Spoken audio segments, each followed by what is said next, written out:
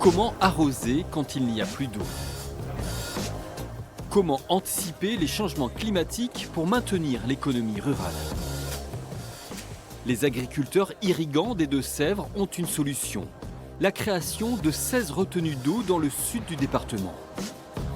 Nous avons donné rendez-vous à Thierry Boudot, président de la COP de l'eau, sur l'un des futurs sites d'implantation.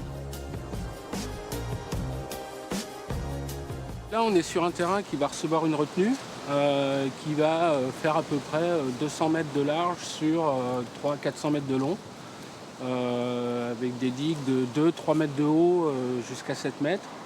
Donc ça va faire 7 hectares. Et voici le résultat. Ces retenues d'eau vont stocker l'équivalent de 2000 piscines olympiques. Objectif, permettre aux agriculteurs de réduire de moitié leurs besoins d'eau l'été, grâce à ces bassins monumentaux alimentés par des forages. C'est de l'eau qu'on prélève en hiver dans la nappe, mais de manière superficielle. En fait, on pourra remplir des retenues avec de l'eau de pluie qui sera juste rentrée dans la nappe, mais pleine. On ne pourra remplir les retenues que si la nappe est pleine, avec un protocole très strict et des niveaux à respecter. Voilà, on prendra l'eau qui est en excédent, ou en tout cas quand l'eau est abondante, pour l'utiliser l'été, ce qui permet l'été de ne pas prélever dans la nappe au moment où elle est fragile. Un projet né dans la douleur.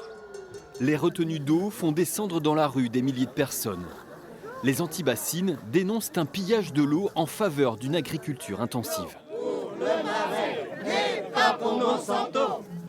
Mais les temps ont changé. C'est ce que nous affirment les irrigants rencontrés. Ils assurent avoir tiré les leçons du passé et vont modifier leurs pratiques agricoles. Pour Thierry Boudot, le protocole des retenues d'eau est le symbole de ce changement de mentalité. On n'a pas le droit de se louper là-dessus. Si on se loupe là-dessus, moi je ne sais pas ce qu'on transmettra. Voilà. Mais ça, on y croit évidemment. Enfin, n'importe qui dans sa vie croit à ce qu'il va transmettre.